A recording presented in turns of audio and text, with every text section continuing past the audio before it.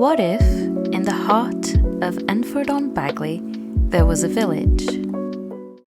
Hiya, I'm Nee, and welcome to a new video. Welcome to the third episode of my new series, Let's Build a Village. Today we're going to be building something very special based on this lovely comment I got on my first video.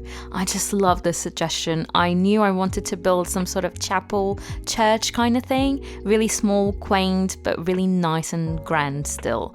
So this comment just felt absolutely perfect. I actually will introduce a new character today, and her name is Maria. She's actually the pub owner's daughter. If you guys remembered, I mentioned that our pub owner had two daughters, so Maria is the eldest, and she's also this kind of nun, reverend kind of figure in our village. Everyone kind of trusts her and comes to her with their worries. And yeah, she's taking care of this church and our little graveyard, so let's get right into building and I'll share a bit more about her story. Okay, so we're starting out with a shell. I wanted this to look like a church. I wanted this to scream church. So I went for kind of a layout that almost has that kind of cross kind of moment, which is very common here in cathedrals and things like that. So I wanted to kind of include a nod to that, to actual traditional architecture here in Britain and how kind of monasteries and churches and cathedrals are built and what kind of shape they follow. So I did that. I had a couple of references, which I will include on the screen right now, of little chapel churches kind of places here around me, so I kind of had an idea of the vibe I was going for.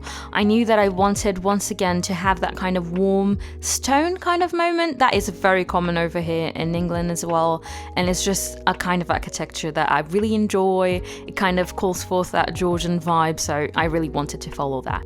So we have the castle estate kit, and that is just perfect at the moment.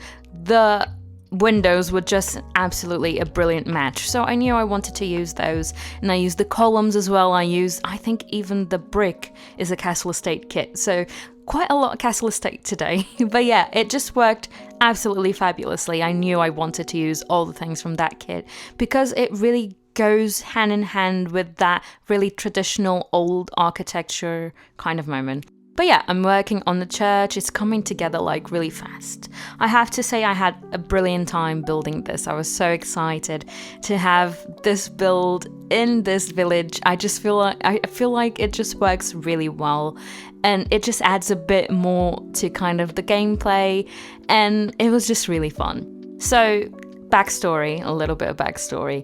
So our character Maria is a bit of a weird one.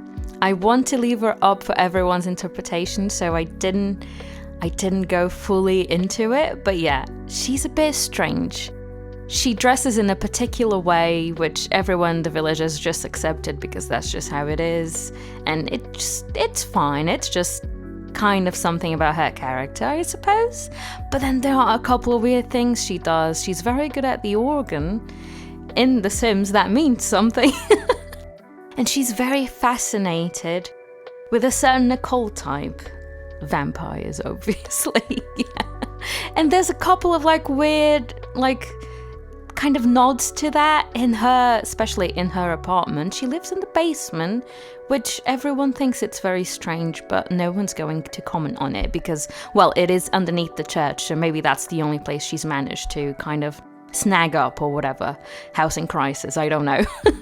But yeah, the build is coming together really fast. We're working on landscaping already because I wanted this to I wanted to map out, and I wanted it to look how I wanted it to look before I even started working on the interior. So I'm planning out where our passageways are going to be, where the Sims are going to be walking about in and around the church and into the graveyard and everything. So yeah, she does tend to the graveyard as well, and the graveyard kind of has some weird kind of tombs, kind of gravestones that could be from vampires, who knows? Maybe there's a town legend around this. I really want you guys to also tell me your own kind of opinions on this. What do you think she's up to? What do you think the town people think about this? Is it an old legend of once upon a time vampires used to live here? Something like that. That would really kind of amuse me. And it was really funny because in-game when I went to playtest this and kind of film things, I hired an organist first, and the ghost of Lad like showed up, and I was like, okay, you're coming in with a lore. I get it. This is exactly what I wanted, I suppose. So yeah.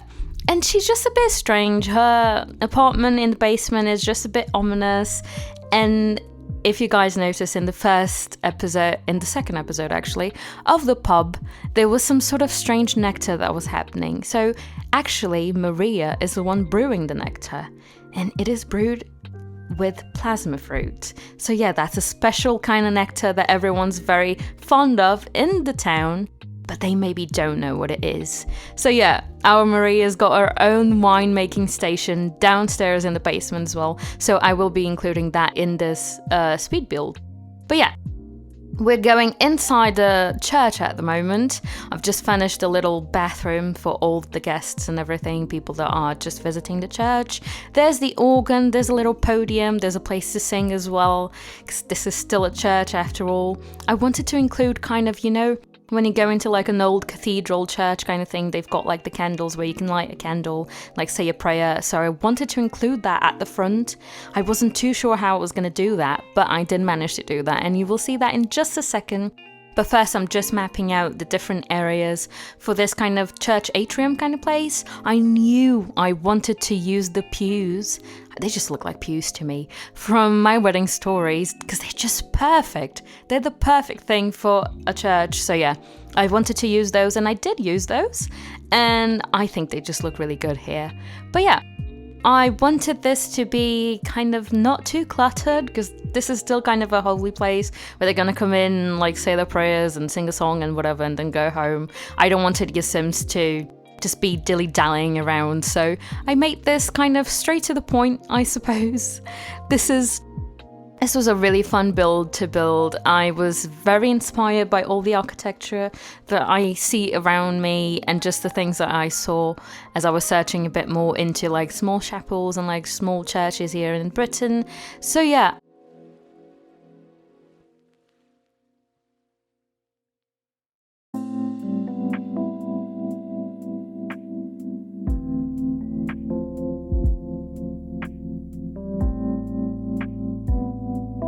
I had the most fun time, and then trying to include all of those references to maybe vampires, which it's a little bit questionable, but I will go with it. And I thought it was very fun. And obviously in The Sims we have this is me going into the graveyard in just a second. I pulled out all the graves I could find on debug, and sort of in the catalog as well, and your Sims can interact with them. And again, like I mentioned before, if you have like a legacy gameplay, or if you have like Sims that are living here and then someone dies, you could 100% put your graves over here and kind of make that a part of your gameplay, which I think is just fabulous. And that's what I wanted to do with this lot as well. And I wanted this kind of church moment to also work with the graveyard. So imagine your Sims are like sad and they've just come to mourn their loved ones, and then they can have a place to just go and sit and whatever, just reflect. I don't know. Do Sims reflect? Who knows? But yeah.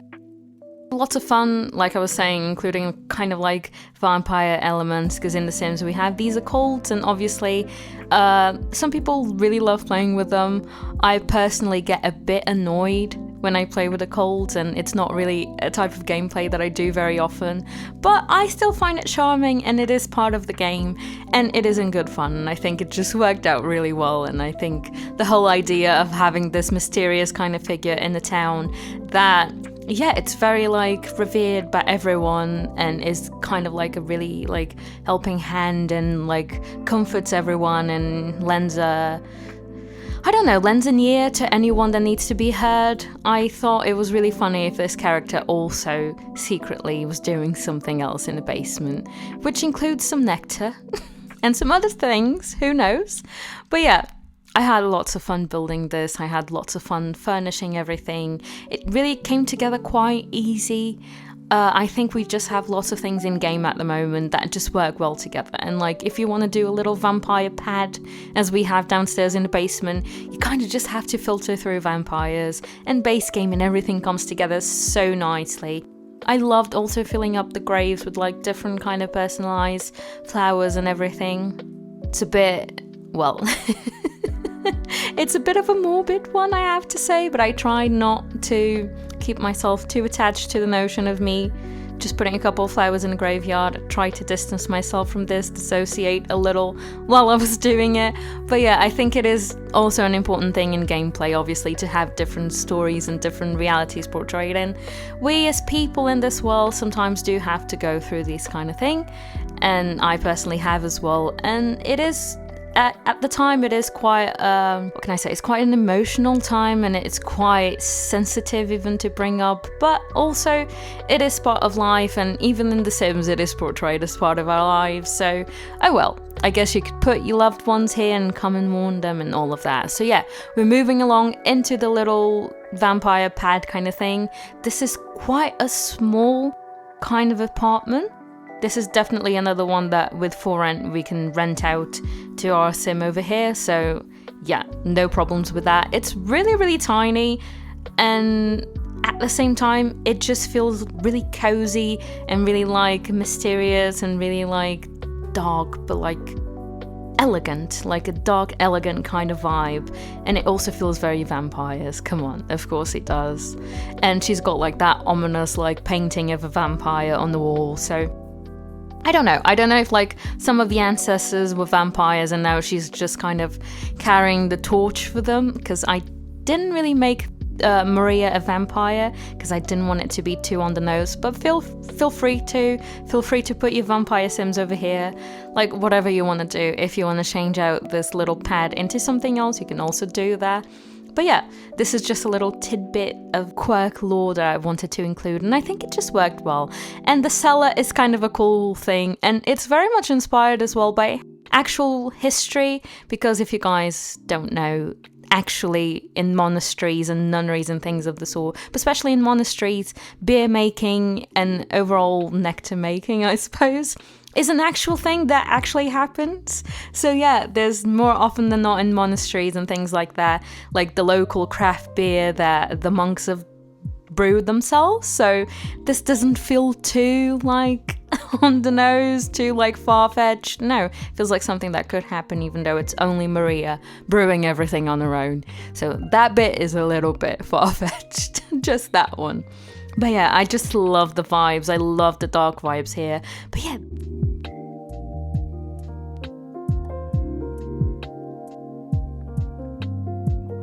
this is the church. I'm so happy with this build. Let me know what you guys thought of it. We now have 2 buildings that we've completed in our series. We still have to move along with the high street. Let me know what you want me to build, as well as the whole housing complex. But yeah, guys, thank you very much for watching. Please leave your likes, subscribe, and comment, because that would really help me out a lot. Thanks again for watching. Bye-bye.